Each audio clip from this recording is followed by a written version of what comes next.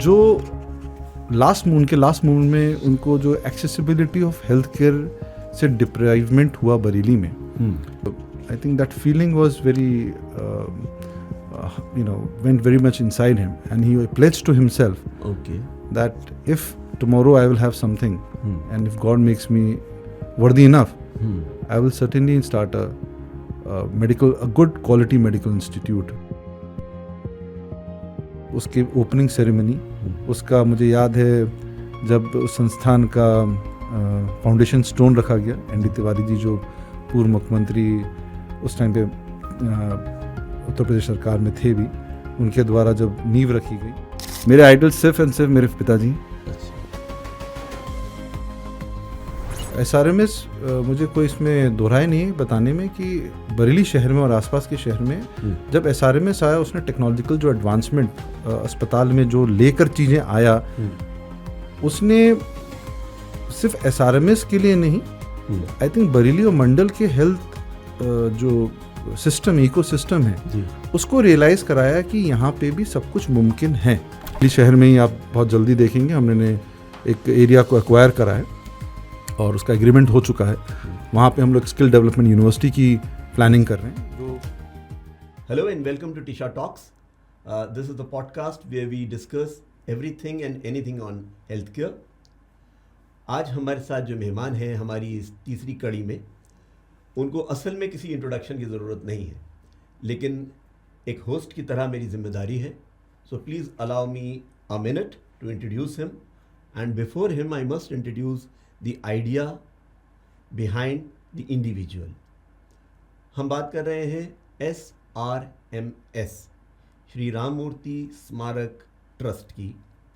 बरेली में एक ऐसा नाम जिसकी अपनी पहचान है, जिसके कोई ख़ास इंट्रोडक्शन की ज़रूरत कम से कम बरेली रीजन और अगर मैं कहूँ आसपास के इलाकों में भी नहीं है. आज हमारे साथ उसी ट्रस्ट के सेक्रेटरी और executive director, a young leader in health care, especially spearheading healthcare in Tier 2 and Tier 3, we have amongst us Mr. Aditya Murthy, and on behalf of the entire team of Tisha Talks, I welcome him. Mr. Murthy, a very warm welcome to you. Thank you very much, Mushad ji. Thank you very much for inviting me for this talk show, and I'm really honored. It's a pleasure. It's entirely our pleasure. And जैसा कि हमने podcast से पहले एक दूसरे से बात की, हम कोशिश यही करेंगे कि हमारा पूरा डिस्कशन जो है वो कुछ पार्ट्स में टूटने के बजाय एक ऑर्गेनिकली बढ़ता हुआ डिस्कशन महसूस हो, और मुझे पूरा विश्वास है कि ऐसा ही होने जा रहा है. तो हम शुरू वहाँ से करते हैं जहाँ से शायद हमें शुरुआत करनी चाहिए. 1990 जब ये प्लान हुआ, एनविजन हुआ, श्री देव मूर्ति जी ने, आपके पिताजी ने जब इसको एनविजन किया कि हम SRMS बनाएंगे, और वो तो उनके दिल और दिमाग में ही होगा कि वो क्या करेंगे. उस समय आप क्या कर रहे थे, आपके मन में क्या चल रहा था, आपकी वो अर्लीस्ट मेमोरीज़, वो 90 से 96 तक जब इंस्टीट्यूट सामने आया, हमसे ज़रा शेयर कीजिए, सो दैट वी नो कि आपके इनिशियल इंटरेक्शंस और रिलेशनशिप्स इस इंस्टीट्यूट के साथ क्या हैं. अगर हम बात करें 1990 की, मैं शायद क्लास 8th में होऊंगा उस समय पे, और जब ये इंस्टीट्यूशंस की शुरुआत हुई थी, इसके पीछे की जो एक इंस्पिरेशन है वो मेरे ग्रैंडफादर हैं, श्री राम मूर्ति जी, जो बरेली शहर और आसपास में पॉलिटिकल इकोसिस्टम में बात करें तो एक बहुत बड़ा नाम रहे हुए हैं जी. और फ्रीडम फाइटर भी उन्होंने की तरह उन्होंने अपना जीवन व्यतीत किया है. तो उनके स्वर्गवास के बाद 1988 में मेरे फादर श्री देव मूर्ति जी, जो हमारे ट्रस्ट के फाउंडर और चेयरमैन हैं, उन्होंने एनविजन किया कि हम एक बाबूजी के नाम पे और ट्रस्ट बनाएं, और जो उन्होंने कार्य किए हैं उन कार्यों को आगे बढ़ाया जाए. उसके मद्देनज़र रखते हुए जो उनकी प्रिंसिपल्स और आइडियोलॉजीज़ थी, वहाँ से 1990s में इस ट्रस्ट का सफ़र शुरू हुआ. और मुझे याद है 2 October happens to be my grandfather's death anniversary, उनका डेट है. तो उस दिन हमारे he was a Gandhian, and उस दिन हमारे राष्ट्रपिता जी का भी जन्म दिवस होता है। उस दिन हम लोग एक अपना ट्रस्ट का बाबूजी के लिए एक श्रद्धांजलि समारोह रखते हैं, और 1989 में उसका पहला श्रद्धांजलि समारोह रखा गया बरेली कॉलेज में। और as a small child, I will not say a child but a boy getting into the teens, pre teens में था। आई रिमेंबर वेरी वेल, एक मंच था, सजा हुआ था बरेली कॉलेज में, सब लोग नीचे बैठे हुए थे और बाबूजी की स्मृति में सब लोग अपनी यादें साझा कर रहे थे। और वहीं से हमारे पिताजी ने, श्री देवमूर्ति जी ने वहीं से अनाउंस किया कि जब 1990 में कि मैं यहाँ बरेली में एक इंजीनियरिंग कॉलेज और एक मेडिकल कॉलेज की स्थापना करूँगा। तो शुरुआत वहाँ से हुई, और उसके बाद उनकी दृढ़ता ने, उनकी जो उनमें पैशन है, डायनेमिज्म है, एक मैनेजमेंट की जो किताब में जितने भी एडजेक्टिव्स लिए जाते हैं एक लीडर के लिए, मेरे ख्याल से वो कॉम्पोजिशन ऑफ एवरीथिंग है। और प्राइवेटाइजेशन ऑफ एजुकेशन का बिल आते आते जब तक सफ़र आता, बट उन्होंने प्लानिंग अपनी शुरू कर दी थी। और वहाँ पे उन्होंने शुरुआत करी थी, हमारी ग्रैंड मदर ने फर्स्ट टाइम उनको 5000 रुपीज़ दिए थे कि स्कॉलरशिप हमने बांटना शुरू करी थी।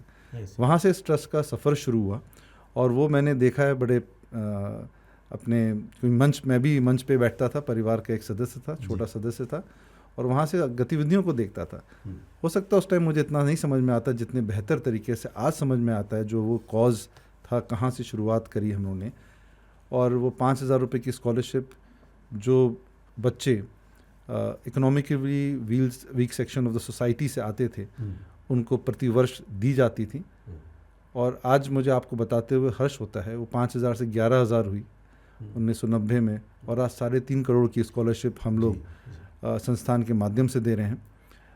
उसके बाद जो सफ़र मैंने देखा, मेरे पिताजी एक बहुत मेहनती इंसान हैं, और जो उन्होंने अपनी हम लोग के संग जो एक्सपीरियंसेस साझा करे हैं, उन्होंने 92 में लगभग 92 की बात है, 92-93 में उन्होंने AICT में एक इंजीनियरिंग कॉलेज स्थापना करने का, क्योंकि एक वही एक प्रीमियम बॉडी है जो एजुकेशंस को, सेंटर्स को एक्रेडिटेशन देती है। तो उन्होंने जब एप्लीकेशन डाली तो वहाँ से कोई रिप्लाई एक आया कि यूपी में आप निजी क्षेत्र में, सेल्फ फाइनेंस क्षेत्र में अभी कोई भी संस्थान को स्थापित नहीं किया जा सकता है, क्योंकि यहाँ पे प्राइवेटाइजेशन ऑफ एजुकेशन बिल जो था वो पारित नहीं था।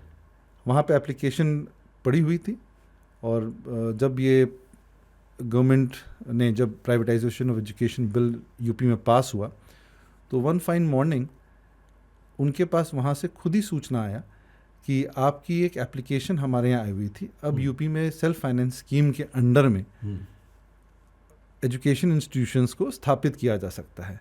अगर आप चाहें तो आप आके हमसे मिल सकते हैं संबंध में और अपनी एप्लीकेशन दायर कर सकते हैं। आई सी। तो मुझे हमारे फादर बताते हैं, जब उसमें एक वर्ड लिखा होता है सेल्फ फाइनेंस स्कीम, तो वहाँ पे जब वो गए और सेक्रेटरी साहब से वहाँ मुलाकात करी, उन्होंने कहा साहब ये आपने इनवाइट तो किया है सेल्फ फाइनेंस स्कीम के अंतर्गत करना, इसमें ये क्या स्कीम है, इसमें क्या होता है? कहते हैं इसमें 2 शब्द हैं, सेल्फ और फाइनेंस जी। तो आपको अपनी पूंजी लगानी है और संस्थान को बनाना है, सरकार आपको परमिशन देगी, परमिशन दे रहे हैं। तो ये वहाँ से शुरुआत करी। उसके बाद सफ़र बढ़ता चला गया इंजीनियरिंग एजुकेशन के लिए। 1995 में जब एप्लीकेशन को through after lot of recognitions, जो आपके सारी बॉडीज़ आती हैं, देखती हैं, NOCs देती हैं, एक्रेडिटेशंस देती हैं, हम लोग को परमिशन दे दी गई। और 95 में हम लोग को परमिशन मिली, और 96 से हम लोगों ने अपना इंजीनियरिंग कॉलेज और मैनेजमेंट इंस्टीट्यूट बरेली में शुरुआत करी। और मुझे याद है पहला दिन, उसकी ओपनिंग सेरेमनी, उसका मुझे याद है जब उस संस्थान का फाउंडेशन स्टोन रखा गया। ND तिवारी जी जो पूर्व मुख्यमंत्री उस टाइम पे उत्तर प्रदेश सरकार में थे भी, उनके द्वारा जब नींव रखी गई, वो जो माहौल था एक खुशी का माहौल था, क्योंकि बरेली में एक बस सरकारी यूनिवर्सिटी थी, उसमें इंजीनियरिंग प्रोग्राम शुरुआती ही हुई थी। और आज़ादी के बाद देखा जाए तो इतने लंबे गैप के बाद हमारे यहाँ इंजीनियरिंग कॉलेज मेरे ख्याल से वो भी 90s में ही शुरू हुआ था। और ये दूसरा इंजीनियरिंग कॉलेज इस पूरे इतने बड़े क्षेत्र में। आप उत्तराखंड उस टाइम यूपी का ही पार्ट हुआ करता था, तो एक नया एक इंस्टीट्यूट बनने वाला था एक कुमायूं और रोहलखंड रीजन में इंजीनियरिंग कॉलेज के माध्यम से। तो एक मैंने देखा था कि what magnitude it was at the foundation stone when it was the what dreams people had, what aspirations my father had, what feelings he had behind conceptualizing the institute.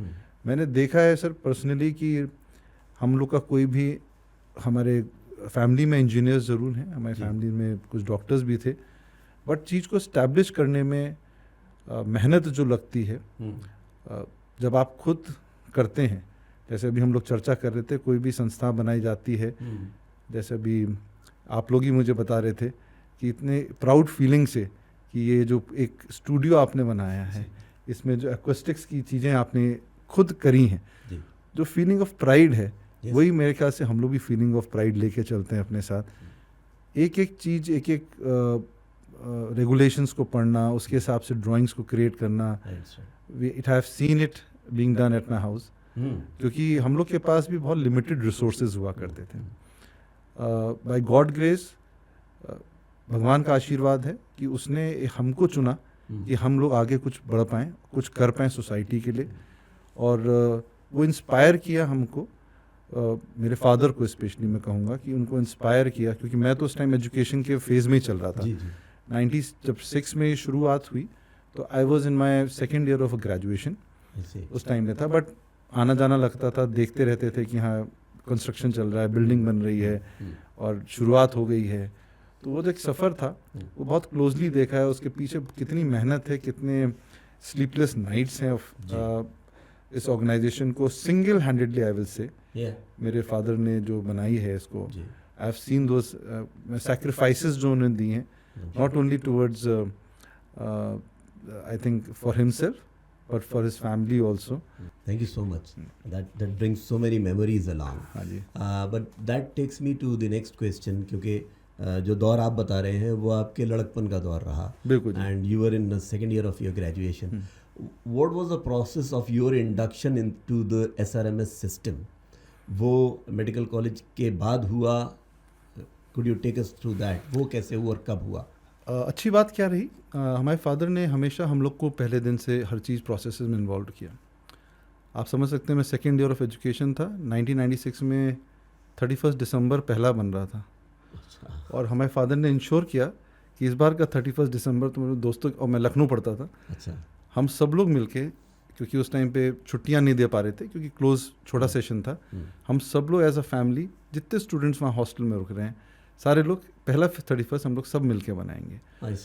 तो I still remember those that night when we all it was I think inception of a feeling that हम सब लोग एक हैं, you know, the SRMS, whether the student, all the stakeholders, whether students हैं, whether faculty है, the management है, जितने भी लोग हैं, जो भी चीज़ हो रहा है संस्थान में वो हमें एक साथ सेलिब्रेट करना है। अगर कुछ मुश्किलें हैं तो एक साथ झेलनी भी हैं और उससे आगे बढ़ना भी एक साथ है। So it give me a feeling कि हाँ एक ये जो इंस्टीट्यूशन क्रिएट हो रहा है, it is not only a institution for educating people, and from us it is we have a responsibility towards it. It's not just an institution that can be managed by professionals, but it's a responsibility and accountability we have today towards society to give the best of education, quality education, and produce best of students, engineers, management students from this institution. So I started imbibing that feeling, and वो सफ़र मैंने वहाँ से देखता रहा कि किस तरीके से बढ़ता चला जा रहा है. After student life, जब मैं 2000 पढ़ाई करने गया, फिर then I went for my higher education to abroad. फिर मैं लगभग 2 साल मैंने प्राइवेट सेक्टर में काम किया. और उसकी भी वजह थी कि प्राइवेट सेक्टर में वर्क करके कम से कम आपको समझ में आएगा कि जब आप जाते हैं, आप एम्प्लॉय बनना बड़ा इम्पॉर्टेंट है। To lead an organisation I think it is very important to become an employ also.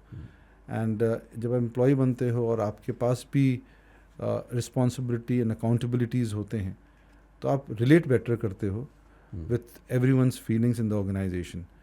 And ground working करना बड़ा इम्पॉर्टेंट है। तो जब मैंने अपना पहला जॉब रिस्पॉन्सिबिलिटी लिया, तो I was in South India and I was there for an year and in Tamil Nadu. So I was the only thing common was Murti. Yes. So I could relate, my people could relate me. Yeah. ये मूर्ति है, तो South Indian हो सकता है. So that gave me an advantage. That made my life easier. But बहुत सारी चीज़ें सीखी वहाँ से। और जब मेडिकल इंस्टीट्यूट यहाँ पे शुरू हो रहा था, उससे पहले मैं इंजीनियरिंग कॉलेज में इन्वॉल्व हो गया था। वहाँ की डेवलपमेंट एक्टिविटीज़ में MBA प्रोग्राम को मैं बहुत सारी चीज़ों को मैं देखना शुरू कर दिया था। I was looking into the day to day administration, और इंजीनियरिंग चल ही रहा था और मेडिकल इंस्टीट्यूट का दौर शुरू हो चुका था, और मैं लगभग 2002 में एक्टिवली इसमें इन्वॉल्व हो गया। 4 जुलाई 2002 को इसकी स्थापना हुई, शुरुआत हुई इंस्टीट्यूट की, और मैं उससे पहले यहाँ पे जून में आ चुका था। आप ज्वाइन कर चुके थे, ठीक है। And being an employ also helped you in working here, कैसे आगे बढ़ना है? बिल्कुल बिल्कुल। आई थिंक दैट वाज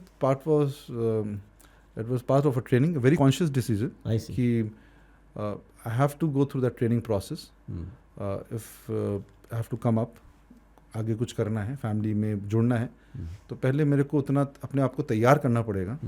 मुझ में इतना पोटेंशियल हो सकता है, मैं डेवलप करना पड़ेगा कि I can come and join the organisation. आपने ऑलरेडी हमें बताया that how inspired are you and how proud of your father you are, but when you joined the organisation and you started building it together, could you let us know a couple of qualities or a couple of values that you took from him right in the very first few days and that have been with you and helped you throughout your career so far? Yes. I think the first thing which when I joined him, so our Sri Ramurthy Smart Trust is a organization for not profit, right? Okay. So when I joined him, so he told me, बेटा एक चीज़ याद रखना, ये जो Shri Ramamurthy smart trust बना है, it is not a business. Okay. और इसमें जो भी मैंने कैपिटल लगाई है वो डोनेट करी है, इससे 1 रुपया मैंने आज तक घर नहीं ले गया हूँ, और मैं नहीं चाहूँगा कि तुम कभी भी इस बारे में सोचो। हम लोग के अपने सोर्सेज ऑफ इनकम्स अलग हैं। ओके। जो ये ऑर्गेनाइजेशन है, ये this is non for profit, and इसको हम लोग हमेशा इसमें री इन्वेस्ट ही करना है for the development of the trust, for the development of education institutions, for the development of health care system in our country. हमारे ऑब्जेक्टिव्स यही रहने हैं और लगातार इसी तरह के बढ़ने हैं। Second thing he told me, I am your father, you are my son, but once we are in the office, I am the chairman of the organisation, and you are the director of the organization. The director of the... And you are reporting to me, and you will be leading lot many people. So that relationship will never come between us when we work professionally together. I see. So those are 2 things that when we started with. I see.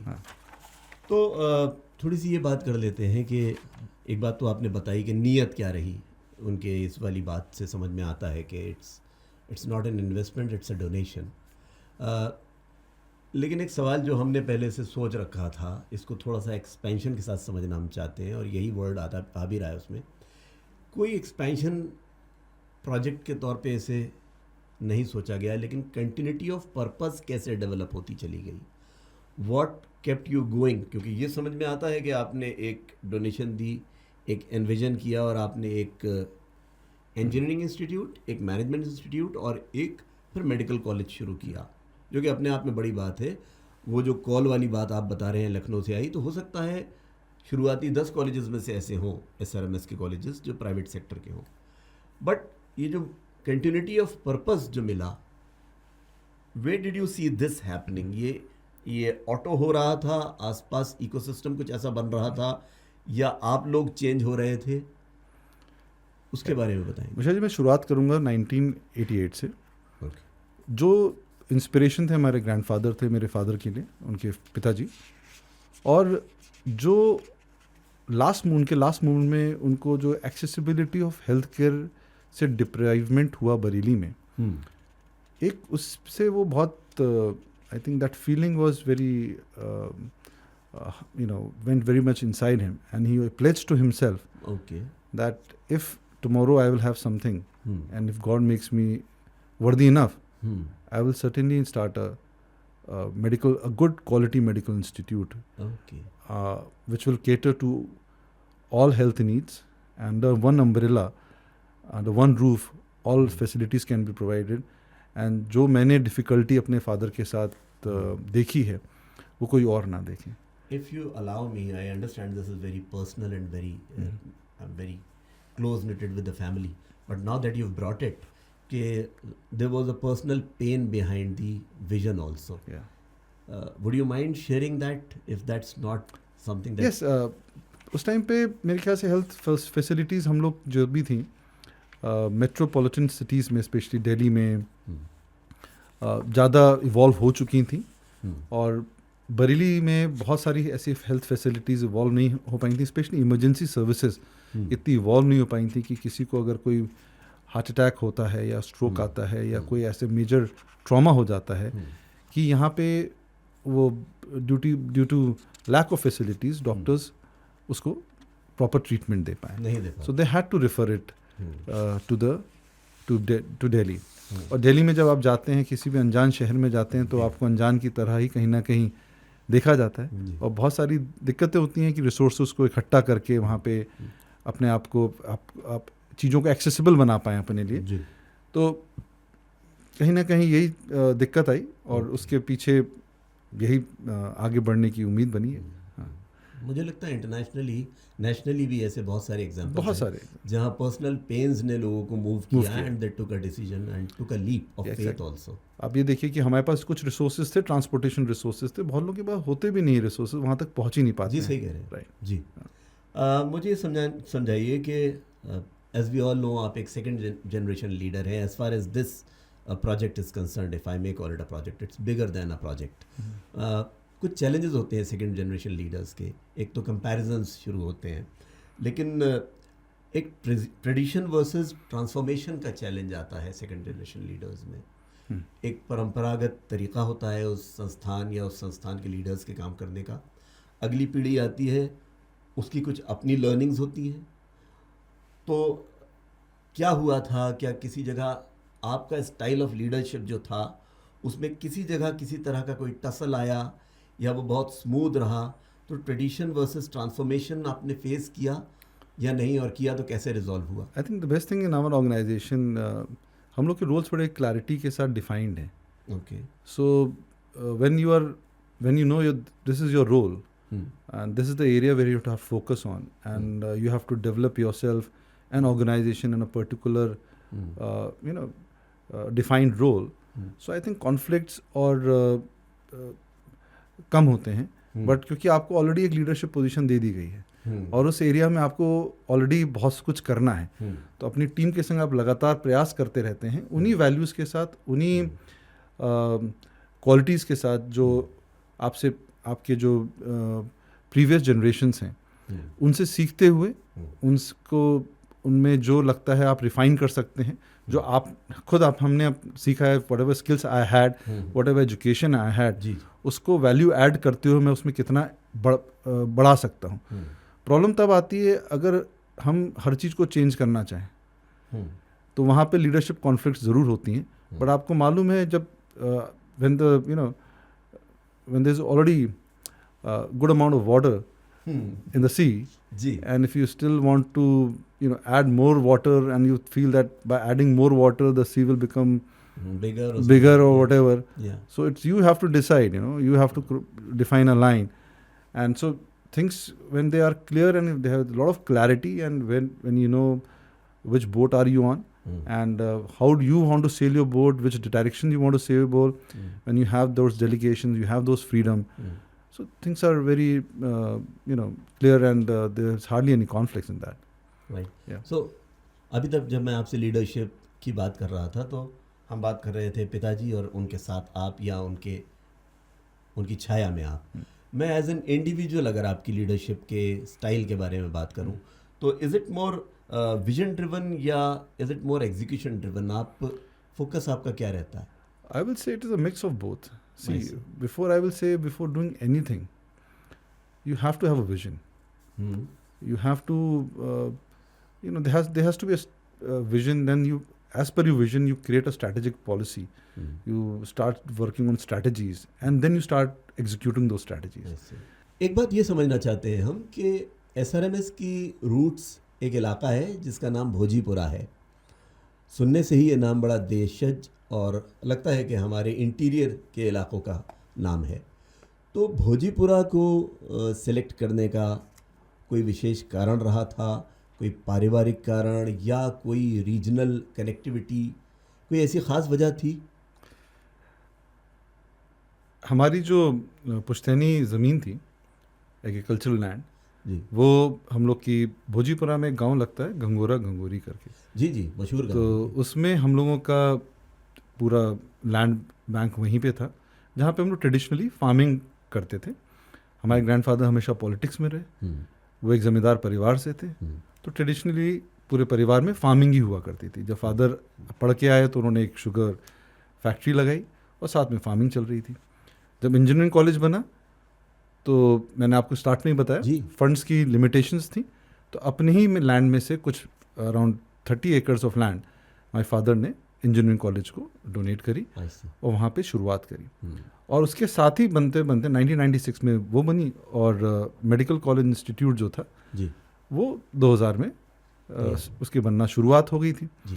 तो जब आपके पास easily accessible होता है, जब सपने आपके पास होते हैं बड़े जी, और जो आपके पास चीज़ें रिसोर्सेज जो हैं आपके पास ईजिली एक्सेसिबल हैं, आप उसी में काम करना चाहेंगे, क्योंकि वहीं पे आपको लगता है एक इनर एक फीलिंग होती है कि मैं यहाँ पे रह के इस जगह में, अपनी जगह में मैं बेहतर काम कर पाऊँगा, बेहतर मॉनिटरिंग कर पाऊँगा, एक्सेसिबिलिटी मेरे लिए रिसोर्सेज की बेटर है। वहीं पे हम लोगों ने जब मेडिकल इंस्टीट्यूट के लिए ज़मीन खरीदी अभयपुर में, वो जो मेन रोड पे थी, नैनीताल जो रोड थी जी, वो एक बरेली हमेशा से पहाड़ों के लिए ट्रेडिंग के हिसाब से फीडर रहा है जी, और हमेशा से बरेली में हेल्थ सर्विसेज और क्षेत्रों के हिसाब से बेटर रही हैं जी, और कुमायूं जो हमारा पूरा एरिया है उत्तराखंड का, जो आज की तारीख में है, और यहाँ तक कि पीलीभीत हो गया या आसपास के जितने भी ज़िले हैं वो हमेशा बरेली आए जी। और अगर आज की तारीख में स्ट्रैटेजिकली देखा जाए, भोजीपुरा जो मैं अपने हमेशा एक फादर की बात याद रखता हूँ कि भोजीपुरा दिल्ली से पास है। अच्छा। क्योंकि बरेली का हर कोई भी क्रिटिकलिटी के लिए, एडवांस ट्रीटमेंट के लिए हमेशा वो दिल्ली जाता है, जो 250 किलोमीटर दूर है जी, और भोजीपुरा सिर्फ 13 किलोमीटर दूर है। तो हमने वहाँ पे ऐसी फैसिलिटी क्रिएट करें, चाहे वो एजुकेशन की रही, चाहे वो हेल्थ सर्विस की रही, तो अगर वो अच्छी जगह है, वहाँ पे बेस्ट ऑफ फैसिलिटीज़, जिसके लिए आपको दिल्ली या लखनऊ या बड़े शहरों में जाना पड़ता है, तो क्यों नहीं वो व्यक्ति 13 किलोमीटर सफ़र करके भी आएगा। जी। तो आज की तारीख में आई फील वेरी प्राउड, हमारे यहाँ एक हेड ऑफ़ द डिपार्टमेंट हैं हमारे RR कैंसर इंस्टीट्यूट के, डॉक्टर पीयूष, वो हमारे फाउंडर फैकल्टी हैं, 2007 से हमारे साथ हैं, और वो अपने कहीं पे भी आज नेशनल फिगर हैं, इंटरनेशनल उनके लेक्चर्स हैं, पेपर्स हैं, जब कहीं जाते हैं तो वो हम बड़े प्राउडली कहते हैं कि we at SRMS at Bhojipura provide all services under cancer which are provided anywhere in the world. अगर आज आपका कैंसर की रेडिएशन थेरेपी जो आपको न्यूयॉर्क में मिलेगी, उसी मशीन पे, वैसी मशीन पे, उसी टेक्नोलॉजी में भोजीपुरा में आपको आज की तारीख में आपको वो थेरेपी मिलेगी। So this is all about Bhojipura. ठीक है, बहुत अच्छा। तो असल में जाना तो मुझे एक और दूसरी तरफ था कि evolution of the institute as a medical ecosystem, but since you brought up RR cancer institute, I want to understand 2007 या 8 में शायद रेडिएशन ऑन्कोलॉजी इंट्रोड्यूस की गई SRMS में। बिल्कुल, साथ में, राइट। तो बैक देन टेक्नोलॉजी, उसके अलावा मैन पावर, वो भी स्किल्ड मैन पावर और तरह के रिसोर्सेज होते हैं। तो इन सब में से सबसे बड़ा चैलेंज, या ये सारे ही चैलेंजेस थे उस समय, क्योंकि रेडिएशन ऑन्कोलॉजी उस समय सोचना और करना एक बड़ी बात थी, पर उसको इम्प्लीमेंट कर देना, करते समय जो समस्याएं या चैलेंजेस, चुनौतियां आई होंगी, उनके बारे में बताएं।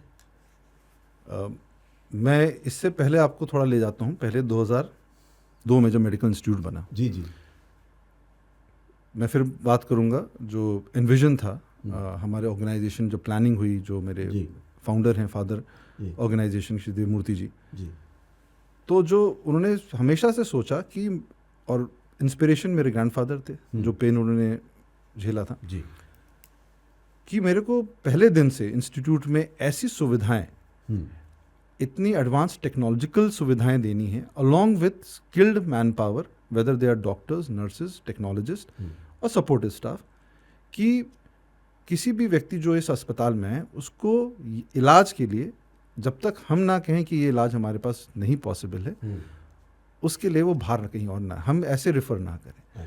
तो from day one this hospital was a multi super speciality hospital.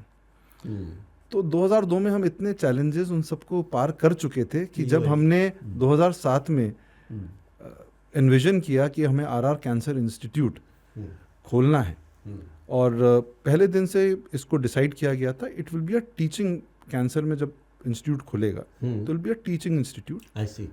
उसी हिसाब से हमने फैकल्टी को रिक्रूट किया, उन्हीं फैकल्टी को रिक्रूट किया। आज वो हमारे डायरेक्टर ऑफ इंस्टीट्यूट हैं, जिनका भी एनविजन यही था कि एक टीचिंग इंस्टीट्यूट में मुझे जाना है, और उसी के साथ हमें बढ़ना है। और आज और इसके पीछे बड़ी, आपको मैं चैलेंजेस जहाँ आप बोलते हैं, फिर मैं आपको बताऊंगा कि how we believe in our self. मैं कहता हूँ अगर कोई भी चीज़ हासिल करने के लिए इच्छा शक्ति बहुत ज़रूरी है। अगर आप में इच्छा शक्ति है तो बड़े से बड़े चीज़ें आप कर सकते हैं। ज़रूरत ही नहीं है वो चैलेंज को आप एक अगर ऑब्स्टिकल की तरह सोचेंगे, सोचने की ज़रूरत ही नहीं है। इच्छा शक्ति होनी चाहिए काम करने की। इच्छा शक्ति आप में है, ऑब्स्टिकल आएंगे ही नहीं। समय बढ़ सकता है, बट जब समय बढ़ेगा उसमें आपको रिसोर्सेज भी अपने आप मिलना शुरू होंगे, क्योंकि आप में इच्छा शक्ति है कुछ करने के लिए। और जब आप कुछ अच्छा करना चाहते हैं, समाज के लिए कुछ अच्छा शक्ति रखते हैं, कुछ नया करने के लिए, in the benefit of the human race, in the benefit of the society, अपने आप चीज़ें बेहतर बंदी आपके पास, चाहे वो ह्यूमन रिसोर्स हैं, टेक्नोलॉजिकल रिसोर्स हैं, फंड रिसोर्सेज हैं, अपने आप आना शुरू हो जाते हैं। ये मैंने आपको बोला था कि जब ऊपर वाले की नज़र आपके ऊपर अच्छी है तो सब चीज़ें ठीक होती रहेंगी। एक बात बताइए, आपने एनविजन की एक चीज़ कि बेस्ट ऑफ क्लास सर्विसेज यहाँ रखेंगे, भोजीपुरा बरेली में रखेंगे, लेकिन एक ब्लॉक, मेंटल ब्लॉक रहता है। I would want you to enlighten me, अगर वो ब्लॉक टूट रहा है मासेस का, कि अगर कोई इलेक्टिव चीज़ है, इमरजेंसीज तो इट इज़ अंडरस्टूड के कैथ लैब नियरेस्ट दौड़ें आप, और जो बेस्ट हो तो वहाँ जाएं, समझ में आती है बात।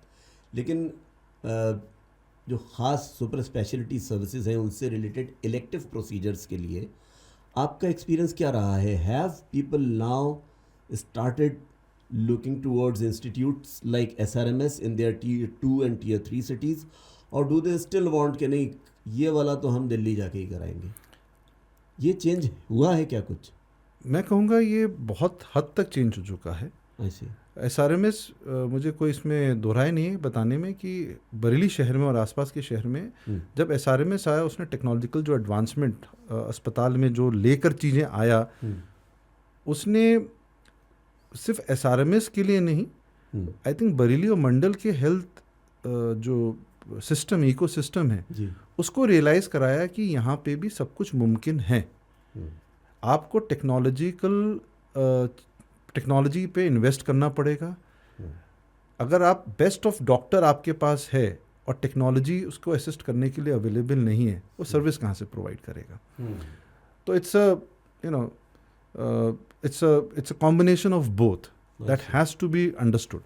जब आपने वो शुरुआत करी तो आज की तारीख में मुझे लगता है कि बरेली और SRMS में, और उसको एक्सेसिबल बनाना, एक चीज़ और इम्पॉर्टेंट है कि आप हेल्थ सिस्टम में कितना उसको एक्सेसिबल बना रहे हैं लोगों के लिए। अब मैं जाऊं वहाँ पे, मुझे लगे यार ये मेरे लिए तो है ही नहीं, है ना, मैं वहाँ पे अस्पताल के अंदर घुसूँ और मेरे को ऐसी सर्विस, मुझे लोग मेरा एक्सपीरियंस क्या है। तो जब पेशेंट जो है उसको एक आपको एक्सपीरियंस फैक्टर देना पड़ता है। Patient is a patient, it doesn't belong to a class. जी है ना, उसको ना, तो हमारी हमेशा से एक वो रहा, it is health for all, hospital for all. Okay, ये हम लोगों ने हमारे जब हमारे हॉस्पिटल में लिखा हुआ है, it's health for all, hospital for all. तो एक्सेसिबिलिटी पे हमने बड़ा ध्यान दिया कि चाहे वो रूरल रिमोटेस्ट ऑफ एरिया से व्यक्ति आ रहा है, वहाँ से जब वो व्यक्ति चल के आ रहा है तो हमें उसको रियलाइज़ करना है कि वहाँ से जब आ रहा है तो उसके लिए हमें हर चीज़ की, हर परिपेश को देखते हुए, उसकी सुविधाओं को देखते हुए, उसके समय को देखते हुए हमें उसको सर्विसेज इन टाइम प्रोवाइड करनी है। और आज की तारीख में बहुत ही कम परसेंटेज ऑफ लोग होंगे जो बरेली से बाहर मूव आउट करते हैं, क्योंकि आज भी वो सुविधाएं जो बरेली में बहुत सी ऐसी एक्सक्लूसिव एंड बहुत हाईली एडवांस सुविधाएं होती हैं जो हमारे यहाँ अवेलेबल नहीं है, और पेशेंट में आइडेंटिफाई होता है, डायग्नोस होता है कि ये आपको प्रॉब्लम है, तो वो जाएगा। एक चीज़ और है सर, हमेशा कुछ चीज़ें ब्रांड वैल्यू से भी चलती हैं। हाँ, तो आप देखिए और बहुत बार देखेंगे तो जो हमारे कस्बे के लोग हैं वो बरेली में शॉपिंग करते हैं, है ना। बरेली में जो अपर क्लास के लोग हैं वो दिल्ली जाके शॉपिंग करते हैं, दिल्ली के अपर क्लास के लोग हैं वो मुंबई जाके शॉपिंग करते हैं, और मुंबई के जो अपर क्लास लोग हैं वो विदेश जाके शॉपिंग करते हैं। तो हेल्थ सिस्टम का भी यही सिनेरियो है सर, कि जो मैक्सिमम जो एक लार्जर 95% लोग अपने शहर में ही ट्रीटमेंट कराना चाहते हैं आसपास के, लेकिन 5% जो फ्लोटिंग पॉपुलेशन है उसको आप होल्ड नहीं कर सकते। बाकी मैंने कहा उनके बारे में हम चिंता कर रहे हैं, बट हमें इतनी चिंता नहीं करनी है कि वो क्यों नहीं आ रहे हैं, क्योंकि वो 5% ब्रैकेट ऐसा है जिसको बाहर ही जाना है। अच्छा, वो बाहर जाएगा। ये बताइए, दैट ब्रिंग्स टू माइंड कि टियर 2 और टियर 3 सिटीज़ में हेल्थ केयर का जो सेटअप है उसके बारे में सबसे बड़ा मिथ क्या है आपके अंदाजे से, आपके ख्याल से? कहीं ना कहीं एक ट्रस्ट फैक्टर होता है हेल्थ सिस्टम में बहुत बड़ा। आप देखेंगे एक ही रोड पे, एक ही मोहल्ले में, एक ही कस्बे में 2 डॉक्टर हैं। एक डॉक्टर के पास 200 पेशेंट वो रोज देख रहा है, दूसरा डॉक्टर 20 पेशेंट भी नहीं देख पा रहा है। और उसमें फ़र्क सिर्फ वही है कि एक्सपीरियंस कितना अच्छा एक पेशेंट का हुआ, और उस एक्सपीरियंस से उस सर्विसेज के लिए कितना ट्रस्ट हम पैदा कर पाए। अगेन मैं कहूँगा कि when you are providing healthcare services, whether it is at a clinic level or at a hospital level, your objectives have to be very clear. मैं बात फिर से कहूँगा ट्रस्ट का। तो एक ट्रस्ट का फैक्टर इम्पॉर्टेंट है। हर चीज़ एक्सपीरियंस पे बहुत वैल्यू करती है और उसके ट्रस्ट पे। ज़रूरी नहीं कि आप पेशेंट को हर बार ठीक कर पाएँ, आप प्रयास लेकिन ज़रूर करें जी। जब प्रयास नहीं होता है तो डिफ़िकल्टी आती है। तो कहीं ना कहीं, और ये प्रयास क्यों नहीं कर पाते, कभी कभी संसाधनों की वजह से हम प्रयास नहीं कर पाते थे, because lack of facilities. But हमें बस ये अपनी ईमानदारी रखनी है, अगर ये चीज़ हमारे पास नहीं है तो हमें उस समय पर पेशेंट को होल्ड नहीं करना चाहिए, उसे राइट सेंटर पे हमें रेफ़र कर देना चाहिए। तो ये डिफ़िकल्टीज सर्टेनली अभी भी हैं, और इनको बट बहुत रैपिड फेस से सब चीज़ें ख़त्म भी हो रही हैं, क्योंकि एक्सेसिबिलिटी भी अच्छी होती चली जा रही है।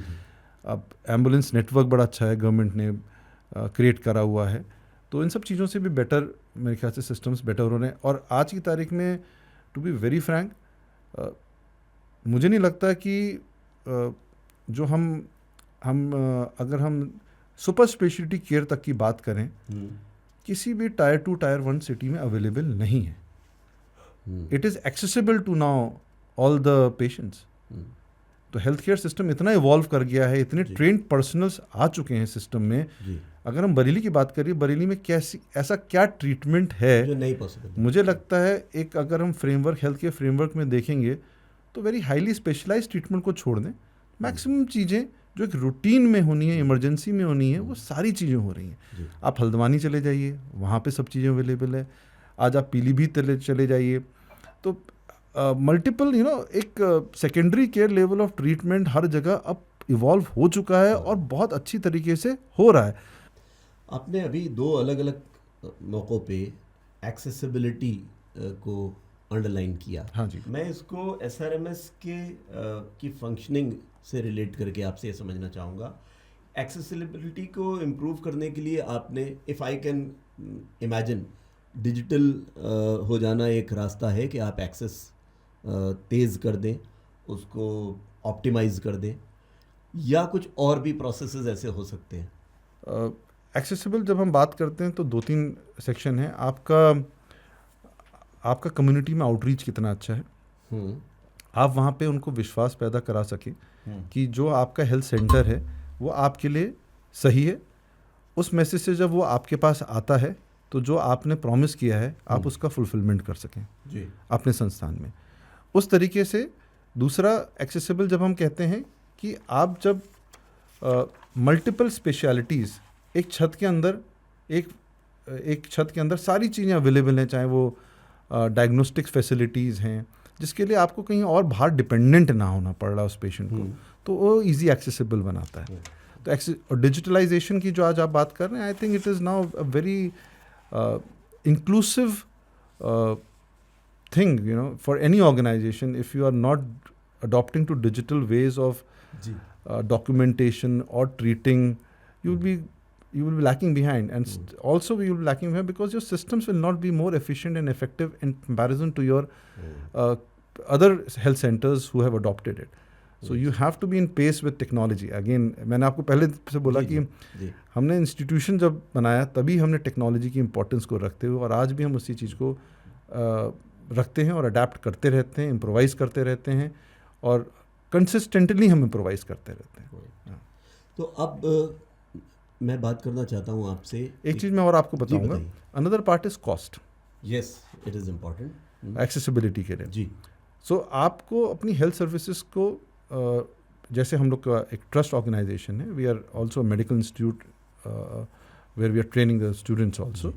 सो आपको वो भी एक कॉस्ट फैक्टर जो आपके यहाँ पेशेंट आ रहा है उसको भी ध्यान में रखना है, उसकी पेइंग कैपेसिटी को ध्यान में रखना है कि अगर आज अगर आपकी सोसाइटी में जिस जगह पे आप रह रहे हैं आप कोई चीज़ की वैल्यू उतनी हाई फाई बना दें कि वो अफोर्ड ही नहीं कर पाए, तो एक्सेसिबल कहाँ रह जाएगा, उसको वहाँ रखने की भी से फ़ायदा, एक्सेसिबिलिटी नहीं रह जाएगी. फिर आप फ्यू में ही आप फ्यू को ही करेंगे. तो लार्जर पॉपुलेशन को तो आप केटर नहीं कर पाएंगे. राइट. थोड़ा मेडिकल एजुकेशन की क्वालिटी पे बात करने की कोशिश करते हैं. Do you think that we are producing doctors और are we producing degree holders? इस और एसआरएमएस इस क्वालिटी को मेंटेन रखने के लिए देखिए क्या क्या करता है? मैं ये कहूँगा it is a very personal question for every organisation. एक रेगुलेटरी बॉडी है, वो मापदंडों के हिसाब से आपको एजुकेशन इंस्टीट्यूट चलाने की परमिशन देती है जी. उन मापदंडों के हिसाब से एक यूनिवर्सिटी है जो एग्जामिनेशन लेती है, और वो एग्जामिनेशन लेकर स्टूडेंट्स को डिग्री दे रही है. अब इस सारे प्रोसेस में एडमिशन से एग्जामिनेशन तक इम्पॉर्टेंट है skill development. Medical education, whether it is you are training the doctors, educating the doctors, I will say, or the nurses, or the technologists, it's all about skill development. And the skill will only come if you keep, अगर हम education system की बात करें, because 30% of the whole training process, teaching process in the medical institution is only theoretical. Only 30%. 70% is practical. Teaching and training and exposure to the patient's welfare. इस पे ही पूरा चलता है. आप उस 70% पे कितना ध्यान दे रहे हैं, that defines the quality. उस पे आप कितना ध्यान रहे, कितना मॉडर्न टेक्निक्स के ऊपर आप काम कर रहे हैं. और एज ए इंस्टीट्यूट हम लोग इस पे बहुत ध्यान दिया है पहले दिन से. Right from theoretical to practical, we ensure that every doctor who is trained at SRMS, we should be proud. Any nurse who is being trained in SRMS, we should be proud of them. Any technologists who we train, we should be proud of them. And they should हम उसको इतना अच्छा train करें कि हमें कभी ऐसा ना लगे कि कल हमें अगर किसी उनसे ट्रीटमेंट कराने जाना सोचना पड़े. जी, हमें खुद भी जाना है तो हमें पूरे कॉन्फिडेंस के साथ. Exactly, that's what quality all about. And we have instituted lot many quality processes and regulatory processes within our system to bring the best in the students. कोई एक पॉलिसी रिफॉर्म जो आप सोचते हैं कि तुरंत या in the near future implement होना चाहिए in terms of ensuring the best medical education in the country. आपने ये बात कही कि थ्योरी के साथ साथ वो जो 70-80% हमारा प्रैक्टिकल है उस पर फोकस करना चाहिए. डू यू सी कि कोई पॉलिसी फ्रेमवर्क ऐसा आप इमेजिन करते हैं दैट यू थिंक कि उसको इम्प्लीमेंट किया जा सकता है, something that you have come across in other parts of the world? You know, policy में अगर मैं बात करूं, एजुकेशन की पॉलिसी के बारे में बात करें, एजुकेशन, मेडिकल एजुकेशन की policy to ensure the quality of medical education. बिल्कुल. आई थिंक अभी कुछ सालों से हम लोगों ने बहुत सारे, आई थिंक जो एक बहुत बड़ा गैप था कि हमारे जो कंट्री में जो रेशियो पेशेंट टू डॉक्टर था वो बहुत बड़ा गैप क्या था. Over the years that gap has certainly decreased. But जो आपने बात करी, are we making doctors or are we distributing the degrees? Yes. ये क्वेश्चन है और मुझे लगता है ये रिक्वायर्स एड्रेसल. एंड इसके लिए एक बड़ा अच्छा गवर्नमेंट ने एक पॉलिसी बनाई है नेक्स्ट एग्ज़ाम की, specially for medical scholars, exit examination. But exit examination again हमें देखना पड़ेगा कि हम किस क्वालिटी का उसको हम डिज़ाइन करते हैं. एंड उससे फिर मैंने आपको बोला कि every institution has to take personal responsibility. देखिए, फिर वहीं पे ड्यूटी की बात आ जाती है और एक्सपेक्टेशंस की बात आती है. हम कहते हैं कि सड़कें साफ़ होनी चाहिए, हमारा शहर साफ़ होना चाहिए, बट हम कितना कंट्रीब्यूट कर रहे हैं शहर की सफाई के लिए, वो भी एक क्वेश्चन मार्क है.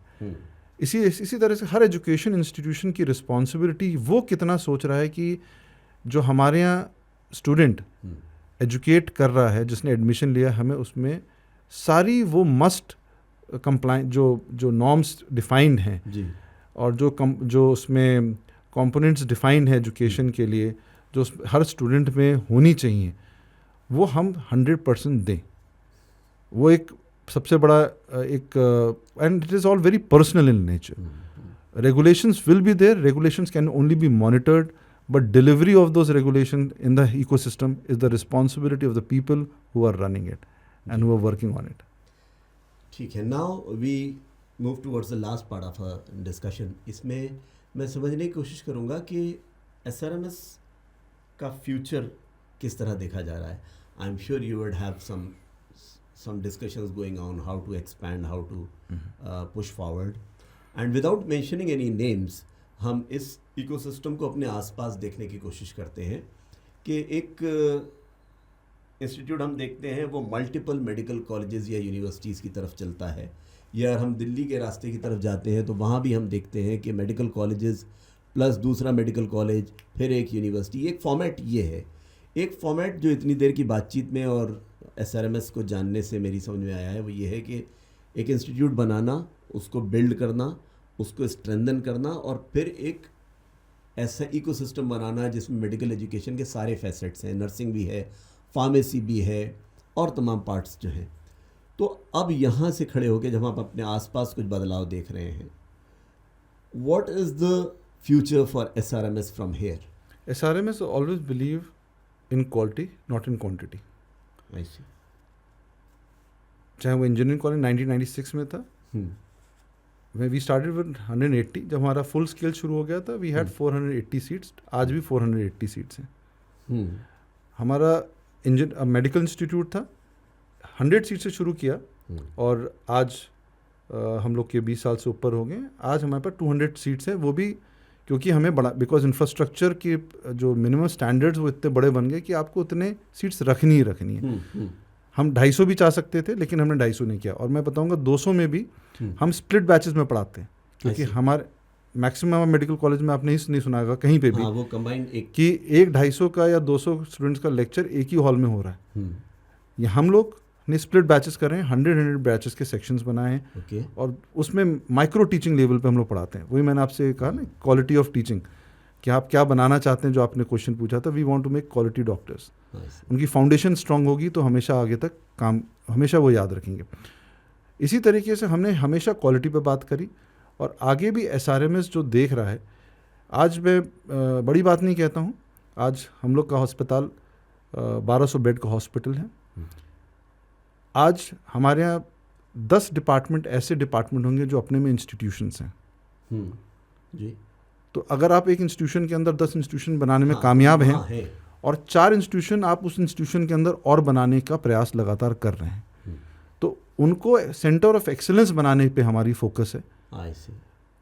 तो जब हम सेंटर ऑफ एक्सीलेंस बनाने में एक सेंटर को लगे हुए हैं, तो वो कहीं ना कहीं बढ़ावा बढ़ेगा ही, और उससे हमारा जो इंस्टीट्यूशन का जो नेशनल रिकग्निशन है, इंटरनेशनल रिकग्निशन है, हमारे स्टूडेंट्स की इंटरनेशनल रिकग्निशन होगी, हमारे फैकल्टी की रिकग्निशन है, वो अनकम्पेरेबल होगी, कॉम्प्रोमाइज होगी। We will be there in the top league, we want to be in the top league of when we take of the top league of education institution, we want to be there. Nice. We want to be there. That's the future. Right. That's the But future. we have a lot of expansion. We have been expanding. We have expansion programs, and in times to come, Bareilly शहर में ही आप बहुत जल्दी देखेंगे, हमने एक area को acquire करा है और उसका एग्रीमेंट हो चुका है। वहाँ पे हम लोग स्किल डेवलपमेंट यूनिवर्सिटी की प्लानिंग कर रहे हैं, जो फोकस ही करेगी मल्टीपल लेवल्स पर, जो सिर्फ स्किल डेवलपमेंट जिसकी रिक्वायरमेंट है, उस पर टेक्निकल स्किल डेवलपमेंट पे हम काम करेंगे। हम आज की तारीख में एक बहुत बड़ा वैक्यूम है इमरजेंसी एंड ट्रॉमा में। जी, अभी भी ट्रॉमा सर्विसेज जिस तरीके की होनी चाहिए हमारे वातावरण में, इकोसिस्टम में, वो आज भी नहीं है, और उस पर भी हम लगातार निरंतर काम कर रहे हैं कि वो भी आपको बहुत जल्दी देखने को मिलेगा कि एक centre for only emergency and trauma. Right. Expansion की बात हमने की, मुझे ये बताएं कि जब से ये शुरू हुआ आज तक इंस्टीट्यूट्स हैं कितने SRMS के, और कौन कौन से? मैं आपको बताना चाहूँगा मुशाहिद जी कि हम लोग SRM इंस्टीट्यूट्स के बैनर के अंडर में अभी तक 22 इंस्टीट्यूट्स हम लोग के स्थापित हो चुके हैं और चल रहे हैं, और सभी बड़े अच्छी तरीके से चल रहे हैं। बरेली के अलावा हम लोग के हेल्थ केयर में लखनऊ में भी इंस्टीट्यूशंस हैं, और उन्नाव में भी both for education and health care institutions हम लोगों ने इस्टेब्लिश करे हुए हैं। और बड़ा एक इनोवेटिव हम लोग का और बहुत मैं कहूँगा विजनरी एक हम लोग का इस्टेब्लिशमेंट हमने शुरू किया है लखनऊ में, और वो है स्टेप टू लाइफ करके। It is a complete rehabilitation centre for any kind of problem, जहाँ पे हम रिहैबिलिटेशन और फिजियोथेरेपी के थ्रू पेशेंट्स को, चाहे वो कार्डियक हो, न्यूरोलॉजिकल हो, ट्रॉमा हो, लिम्स हो, कंजेनाइटल प्रॉब्लम्स हो, उन सब के लिए हम लोग वहाँ पे physiotherapy and rehabilitation program run करते आ रहे हैं। साथ में न्यूक्लियर मेडिसिन सेंटर 2015 में, वो भी एक मैं कहूँगा एक विजनरी स्टेप था। पूरे यूपी में उस टाइम प्राइवेट सेक्टर में कोई भी nuclear medicine stand alone centre नहीं था जहाँ पे कैंसर की जांचें की जा सकें। वो हमने 2015 में वहाँ पे इस्टेब्लिश किया था जी। इसके अलावा 2018 से उन्नाव में 150 बेड का हम लोग का एक हॉस्पिटल चल रहा है जी। साथ में उसके पैरामेडिकल नर्सिंग की पढ़ाई दी जा रही है वहाँ पे, और मैनेजमेंट इंस्टीट्यूट भी 2011 से वहाँ पे जो सारे वर्टिकल्स में दे रहा है। और एक बरेली में हम लोगों ने एक अगेन द ऑब्जेक्टिव है हमारा ट्रस्ट का, जो एक विजन है और मिशन है कि हमेशा सोशल अपलिफ्टमेंट के लिए और यूथ डेवलपमेंट के लिए निरंतर काम करते रहें। उसमें हम लोगों ने एक रिदमा centre for performing cultural and fine arts का एक इंस्टीट्यूट शुरू किया है, जहाँ पे फोकस सिर्फ classical form of music, instrumentation and dancing के ऊपर है जी। और साथ में फाइन आर्ट्स की क्लासेस चलती हैं। और आपको मैं इनवाइट करता हूँ हर संडे आज भी या थिएटर से संबंधित या म्यूज़िक से संबंधित कुछ ना कुछ हमारे वहाँ के ऑडिटोरियम में निरंतर प्रोग्राम्स होते हैं, और बहुत कल्चरली रिच हैं जो हमारी हेरिटेज को, हमारे लिनेज को आगे बढ़ा रहे हैं। नहीं, रिदेमा में आया हूँ, कुछ प्लेस भी हुए थे वहाँ, तो वो प्लेस देखने के लिए मैं आया था। watched a couple of plays there. So fantastic. I think before I thank you for the fantastic discussion we have had, दो पार्ट से हमारे डिस्कशन रह जाते हैं, to make it a little lighter and to understand you more as a person, as an individual. तो दो part से, एक तो कुछ 5 तस्वीरें हमारी टीम ने निकाली हैं आपकी और आपके करीब जो लोग हैं आपकी ज़िंदगी में उनकी. हम चाहेंगे आप उन्हें देखें और उस पर what's the thought that comes. That's the first photo that we have. That's my beautiful wife and my life partner, one of my best friends, and Richa. और साथ में ये एक अवार्ड सेरेमनी थी जो जॉर्जिया में होस्ट की गई थी जी, हिंदुस्तान के द्वारा, तो उसमें हम लोगों को अवार्ड दिया गया था. So had a lovely time. I see. It was an honor to receive that prestigious award. Yeah, I'm sure. And what's the next one? यहाँ पे मेरे पिताजी को RMA सम्मानित कर रहा है और बड़ा हैप्पी मोमेंट है कि अपने शहर में जी जब अपनों से आपको सम्मान मिलता है तो इससे ज़्यादा खुशी नहीं मिलती है. And I am blessed that I was beside him when he was receiving the award. Fantastic. What's the third one? ये हम लोग का एक ट्रेडिशन है. बड़ी ब्यूटीफुल आपने फोटोग्राफ निकाली है. ये हम लोग 31 दिसंबर ऑफ एवरी ईयर हम लोग अपने गुजरे हुए साल को थैंक यू करते हैं. अच्छा. कि आपने हमें साल में हमने जो भी कुछ हासिल किया उसके लिए हम एक दूसरे को, चाहे फैकल्टी स्टूडेंट्स, हम लोग सब मिलके एक हाई टी का प्रोग्राम करते हैं. और 31 दिसंबर को हम लोग का इंजीनियरिंग कॉलेज है, college of engineering technology research, वहाँ पे हम लोग सब मिलके करते हो. तो एक ग्रुप फोटोग्राफ है ये, जहाँ पे जितने फैकल्टी को हमने सम्मानित किया, क्योंकि हम लोग ने भी रिसर्च एंड डेवलपमेंट को लगातार हम लोग प्रमोट कर रहे हैं जी. और जहाँ पे फैकल्टी को हम लोग फाइनेंशियल सपोर्ट करते हैं इस दिन, जिनके international and national reputed papers में पब्लिकेशंस हैं या उन्होंने बुक्स लिखी हैं या कॉन्फ्रेंसेस में उन्होंने रीड किया है. और इस पिछले साल से 7 करोड़ का हमने बजट भी लगाया हुआ है for research and development only, and for those on medical science and on specially on those disease still which are untreatable. उन पे हम लोग फैकल्टी को कर रहे हैं. 2-3 प्रोजेक्ट्स हम लोगों ने इस टाइम चल भी रहे हैं हमारे यहाँ. I am sure in times to come वो भी एक बड़ी चीज़ होगी. And the last photo is, ये हम लोग का एक SRMS प्रतिभा अलंकरण करते हैं हम लोग अपने हर 2 अक्टूबर को, मेरे बाबूजी की जो पुण्यतिथि वाले दिन. और यहाँ पे मेरे पिताजी 2 अक्टूबर को एक शख्सियत को वो दे रहे हैं, अलंकरण दे रहे हैं. और इस अलंकरण में हम लोग जो भी सम्मानित जिनको करते हैं, एक साइटेशन के साथ एक फाइनेंशियल हम लोग ऑनर भी देते हैं. और इसमें बहुत बड़े बड़े लोगों ने, फेमस लोग की बात करूं तो प्रियंका चोपड़ा जी भी सम्मानित कर चुके हैं हम लोग इससे. और चिकित्सा के क्षेत्र में, साइंस के क्षेत्र में, आर्ट एंड कल्चर के क्षेत्र में बिरजू महाराज जी की जो वो थे, उनकी शिष्याएं थी, उन लोगों को भी हम लोग सम्मानित कर चुके हैं. तो मल्टीपल, कमली नलिनी जी हैं, उनको सम्मानित कर चुके हैं. बहुत फेमस कथक डांसर्स हैं. ऐसे बहुत सारे क्षेत्रों से, अलग अलग फील्ड से, चाहे वो एग्रीकल्चर के हैं, हम लोग 2 अक्टूबर को करते हैं. तो ये भी बड़ा इंपॉर्टेंट डे है हमारे लिए. Thank you for bringing this photograph and reminding such beautiful moments, bringing in front of us. Thank you so much. Right. So thank you. ये हुए वो 5 यादगार लम्हे और उन पे उनका एकदम कैंडिड रिएक्शन. तो अब बस 4-5 छोटे छोटे से सवाल हैं. वैसे तो ऑप्शनल लगेंगे आपको कि वो उनके 2 ऑप्शन हैं, उनमें से एक चुनिए, but you can be subjective with your answer. इतनी देर में बातचीत से ये बहुत साफ हो गया कि if there is one personality in the world that you look up to, he is definitely your father, Shri Devmurti ji. बिल्कुल जी. अगर मैं आपसे ये पूछूं कि आपके पिताजी के अलावा ऐसी कौन सी पर्सनैलिटी है नेशनली और इंटरनेशनली, तो आपके दिमाग में किसका नाम आता है? देखिए, इंस्पायर तो आप अलग अलग लेवल पे बहुत बड़े बड़े लीडर्स रहे हैं जिनसे आप होते रहते हैं, और अलग अलग क्वालिटीज़ के लिए करते हैं. तो स्पोर्ट्स में भी हैं लोग जो आपको कुछ ना कुछ सिखाते आए हैं, और लर्निंग प्रोसेसेस ऐसी हैं कि आप कहीं ना कहीं किसी से हमेशा सीखते हैं. तो मैंने व्यक्तिगत रूप में, मेरे ख्याल से मैं ये सोचता हूँ, और मैं बहुत प्राउडली अपनी टीम के साथ ये कहता भी हूँ कि हमें हमेशा दायरा अपना ओपन रखना चाहिए, और हमें हमेशा हर व्यक्ति से सीखते रहना चाहिए, और हर व्यक्ति को कुछ ना कुछ सिखाते रहना चाहिए.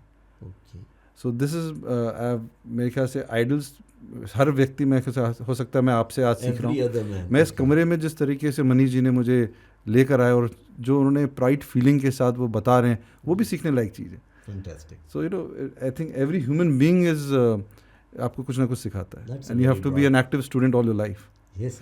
एंड आपने बिल्कुल सही कहा, मेरे आइडल सिर्फ एंड सिर्फ मेरे पिताजी हैं. अच्छा. और क्योंकि मैंने उनमें सब कुछ वो देखा जो उन्होंने जो मैं कहता हूँ एक बहुत ही इंस्टीट्यूशन है वो अपने में एक कंप्लीट इंस्टीट्यूशन है जिनसे हम बहुत कुछ सीख रहे हैं और सीखते रहेंगे. फैंटास्टिक.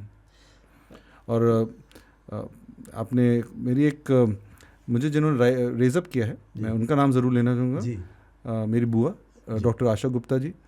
मैं 4th क्लास में उनके साथ रहा. मेरी मदर के साथ वो मेरी मदर की तरह ही है. मेरी मदर और मैं वो दोनों ने मिलके मुझे बहुत पर्सपेक्टिव जो लाइफ का दिया जो उन्होंने सिखाया. I am really thankful to her what I am today. Maybe she also has contributed majorly I will say in my life in where I am today. Fantastic. So hats off to your father and your bua and everyone who has played an important part in your life. Sports के बारे में आप बात करते हैं. Are you more of a cricket guy or you are a footballer or what kind of sports do you? I'm a sports person. I see. So I have played all sports. But passive sports कोई नहीं खेले. Chess या बैठने वाला कोई game नहीं खेला. हमेशा दौड़ने भागने वाले गेम खेले. But I'm a very active. I have a passion for cricket. I see. I have since my childhood. But in between I have played squash, tennis, everything. I see. But और मैं आज भी खेल रहा हूँ. आज सुबह भी मैं मैच खेल के आया हूँ. Fantastic. If I talk about politics, what kind of politics do you think is more important? Is it more on-ground activist kind of politics or is it more the policy-making politics that you think is more important? अगर हम इस broad category में इन politics को define करें तो. I think it has to be ground. It has to be on ground and active. I see. I see. Fantastic. एक question है, आप रोटरी से जुड़े रहे हैं? राउंड टेबल से जुड़ा हुआ हूँ. हाँ, मैं असल में इसीलिए समझना चाह रहा था कि माय क्वेश्चन जेसीज से जुड़ा हूँ या हाँ मतलब चलिए तो फिर ऐसे पूछ लेते हैं कि जेसीज या राउंड टेबल ऑफ इंडिया, मतलब which is to me personally round table of India. Because you introduce the idea to Bareilly, right? Not introduce the idea, but that organization was an organization of like-minded people. 40 years, even JC's was also same. Yeah. But I think it gave a lot of, it gave you a quality to lead the people who are like you. And it gave you a lot of platform for your development. And it really, teaches you the service to community. You know? So that's why baby. एक और चीज़ special लगी मुझे RTI के बारे में, वो ये कि वो आपको 40 साल पे बताती है कि now you have grown up and you need to play another role. दो और क्वेश्चंस हैं. Are you more of a branded kind of a guy or you more into customized things that you wear or carry with you? I think it's a mix of both. I see. And कोई ऐसी personal preferences नहीं है. जो अच्छी चीज़ लग जाती है वो पहनते हैं. Any accessory that you love or any particular thing that you are fond of, maybe specs, maybe watches or anything, shoes or something? Yeah, I'm fond of shoes. Yeah. I see. I'm fond of shoes. Yeah. Okay. अब इससे आगे तो branding हो जाएगी. Lastly, आपकी education Lucknow में हुई. हाँ जी. आप बरेली में पले बढ़े. आपने बरेली में आपकी फैमिली ने एक बड़ा इंस्टीट्यूट का योगदान दिया. लेकिन अब आप जब बढ़े तो आप लखनऊ और उन्नाव की तरफ बढ़े. तो अगर मैं दो शहर आपके सामने रखूँ, if you were to pick one, Lucknow या बरेली, तो वुड इट? दोनों. अरे okay. And for reasons both of them carry with them. I think it was a fantastic discussion mister Murthy. Thank you for being here. And एक request last में हम आपसे कर देंगे, ये हम ब्रांडिंग करा लेते हैं. If you could look at that camera and just request our viewers to kindly like, share and subscribe, it would be great. मैं तिशा के माध्यम से सबसे पहले तो मैं इसके ऑर्गेनाइजेशन के मैनेजमेंट और आज मेरे साथ बैठे हुए जो उन्होंने मेरे को इतना सुना, इतने पेशेंटली, मैं उनका धन्यवाद देना चाहूँगा. और मैं इसके माध्यम से कहना चाहूँगा तिशा टॉक्स को सुनिए, सब्सक्राइब करिए और जो अवेयरनेस आप फैलाना चाहते हैं आपके चैनल के माध्यम से वो आप लोग मल्टीपल लेवल्स पे लेके जाएं. Thank you so much. Thank you. It was a pleasure having you here. Thank you.